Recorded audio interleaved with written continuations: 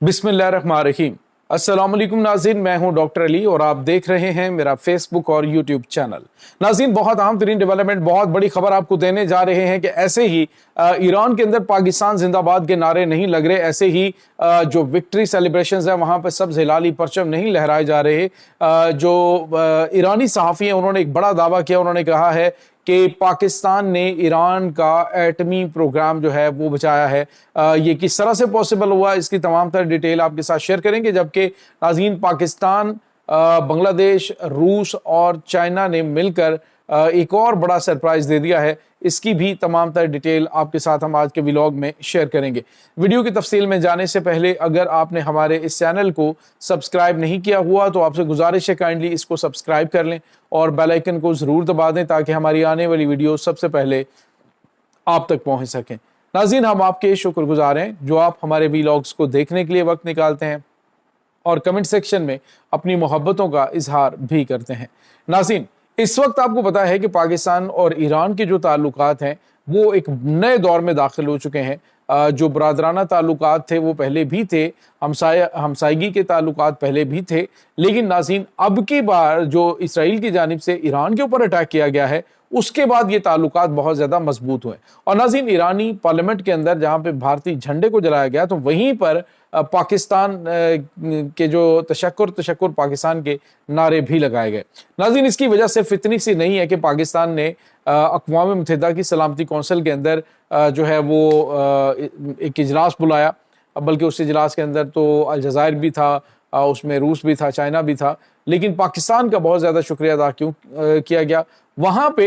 नाज़रीन, एक तो पाकिस्तान ने बड़ा वाज़ेह तौर पे मौक़िफ़ इसराइल की जो जारहियत थी ईरान के ऊपर, जो इंटरनेशनल कवानीन को पामाल करते हुए हमला किया गया था उसकी पुरज़ोर मज़म्मत की गई, बल्कि उसकी मुरम्मत के हवाले से भी कहा गया जी कि हम जो है अब वक्त आ गया है कि इनके खिलाफ एक्शन लिया जाए। तो ये एक वाज़ेह मौक़िफ़। और उसके बाद नाज़रीन, आपको पता है कि इसराइली मीडिया के ऊपर मुसलसल ये वावेला किया जाता रहा कि पाकिस्तान जो है वो ईरान के साथ मिलकर इसराइल के खिलाफ इस जंग में शामिल है।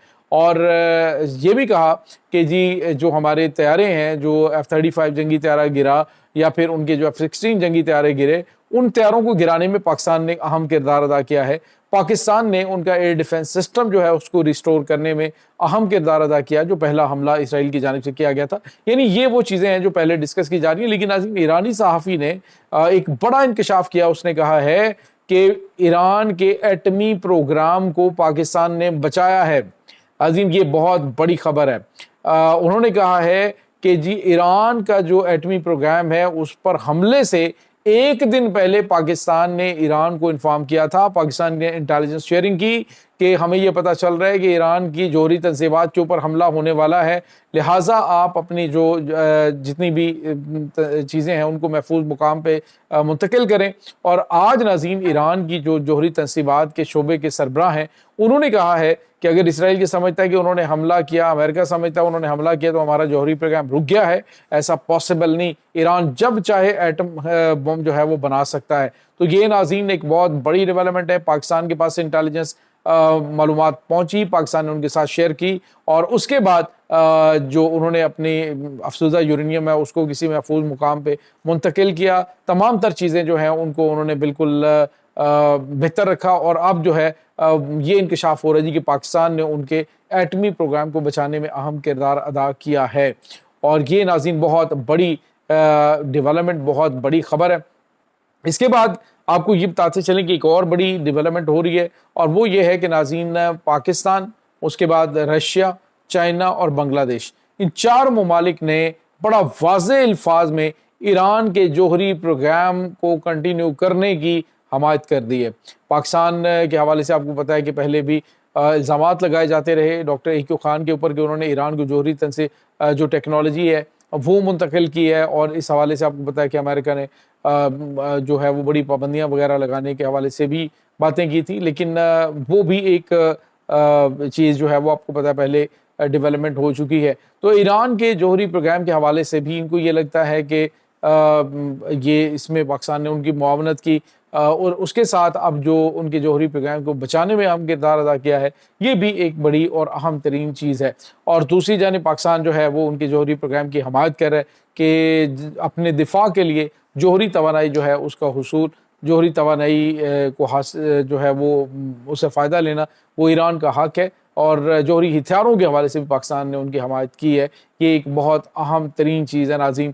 اور ایک بات آپ کو یہ بتاتے چلیں کہ پاکستان اور ایران کے حالیہ دنوں کے دوران جو انٹیلیجنس شیئرنگ ہوئی ہے، جس میں پاکستان کے اندر موجود دہشت گردوں کے ہائیڈ آؤٹس، جو B L A, B L F اور ٹی ڈی پی کے دہشت گرد گروپس ہیں، جو کہ ایران کے ساتھ وہاں پہ دہشت گرد گروپوں کے ساتھ یہ انٹر لنک تھے، یا جو اسٹار لنک ڈیوائسز کے ساتھ پاکستان سے رابطے ہوئے، تو پاکستان سے انٹیلیجنس شیئرنگ کی گئی۔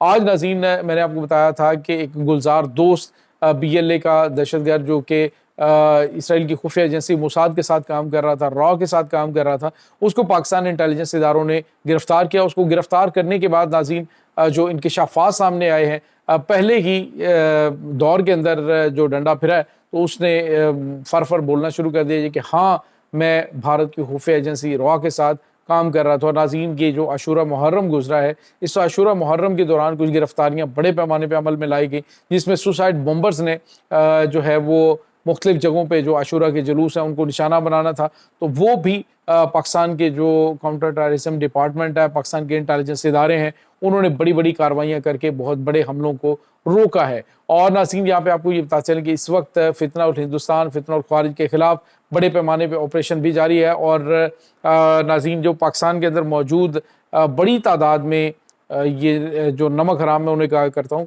کہ جو نمک حرام ہے ان کو واپس بھیجنے کا سلسلہ جاری ہوا۔ کچھ یوں ناظرین کہ ابھی چند دن پہلے ایک واقعہ ہوا ہے کہ ایک بندے کو اغوا کیا گیا، اور اغوا کرنے والے جو تھے وہ افغانی تھے، اور جو پاکستان کے اندر افغان مہاجرین ہیں ان کی پیمنٹ جو ہے وہ تاوان کی وہ دبئی میں وصول کی گئی، اور بندہ جو ہے اس کو یہاں پہ اغوا کر کے افغانستان بھیجا گیا، پھر بعد میں اس کو بازیاب کیا گیا، تو بڑے بڑے انکشافات ہوئے اور کچھ نیٹ ورک بھی پکڑے گئے۔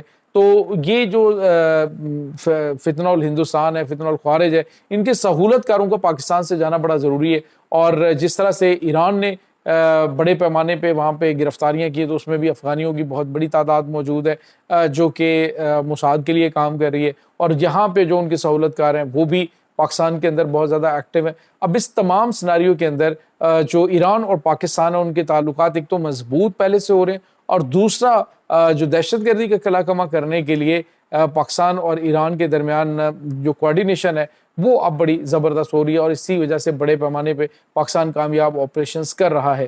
اور دوسری جانب ناظرین جو ایران ہے وہ اب J-10C جنگی طیارے وہ چائنا سے حاصل کر رہا ہے 40 کے قریب، اور یہ J-10C جنگی طیارے ناظرین ان کے جو پائلٹس ہیں ان کی ٹریننگ پاکستان کرے گا، اور ممکنہ طور پہ جو اگلی جنگ ہوگی اس میں پاکستان جو ہے وہ اسرائیل کو سرپرائز بھی دے سکتا ہے، جس طرح سے شام میں پاکستان نے ان کو سرپرائز دیا تھا۔ تو آنے والے دنوں کے اندر یہ تعلقات مزید مضبوط ہو رہے ہیں، اور انشاءاللہ آنے والے وقتوں کے اندر پاکستان اور ایران کے ساتھ جو افغانستان ہے ان کے ساتھ بھی تعلقات بہتری کی جانب گامزن ہے، خاص طور پہ یہ جو فتنہ الخوارج ہے اس کے خاتمے کے لیے۔ تو یہ ناظرین اس وقت تازہ ترین اپڈیٹس چل رہی ہیں۔